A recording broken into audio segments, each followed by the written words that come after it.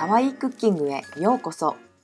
Buongiorno a tutti! Oggi vi presento una mia videoricetta per kashiwameshi. Il kashiwameshi è un piatto tradizionale dell'isola di Kyushu, preparato con pollo e diversi tipi di verdure. Gli ingredienti sono questi.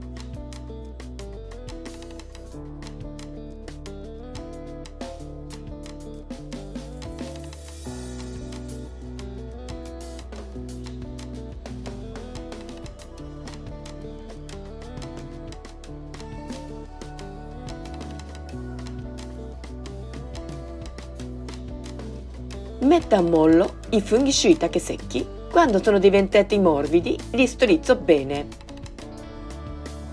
Elimino il gambo e li taglio a fette di circa 5 mm.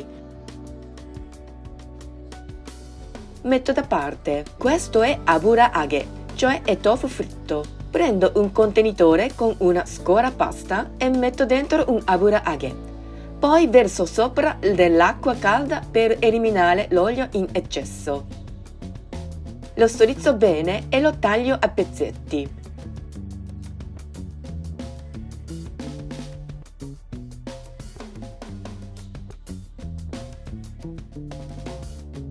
Metto da parte.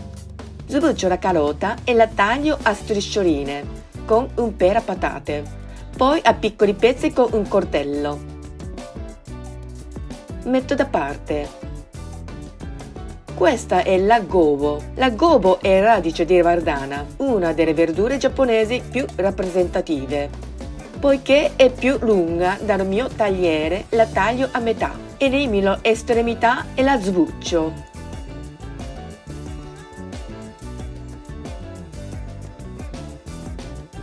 La scaglio a pezzetti e la metto subito in una ciotola con acqua, per evitare che annellisca. Taglio il pollo a pezzetti. Metto da parte. Ora che tutti gli ingredienti sono pronti, scaldo una padella e aggiungo un filo d'olio. Metto il pollo e lo faccio rosolare.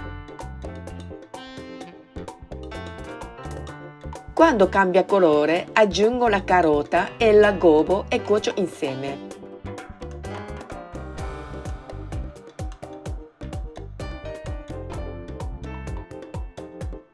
Aggiungo i funghi shiitake e aburage, poi salto tutto insieme. Quando sono diventati morbidi, aggiungo il condimento e continuo a cuocerlo finché il liquido sia evaporato. Adesso preparo il riso insieme agli ingredienti. Prendo una pentola profonda, metto il riso scolato. Il riso è stato precedentemente lavato, messo in ammollo e scolato. Per questa procedura potete guardare la mia videoricetta numero 1. Aggiungo il dashi e tutti gli ingredienti. Mescolo bene. Porto ebollizione a fuoco vivo con il coperchio. Quando comincia a bollore, abbasso il fuoco e continuo la cottura per 10-15 minuti. Poi spengo il fuoco e lascio riposare coperto per 10 minuti. Il tempo trascorso, apro e mescolo con una spatola e ne trasferisco una porzione in una ciotola.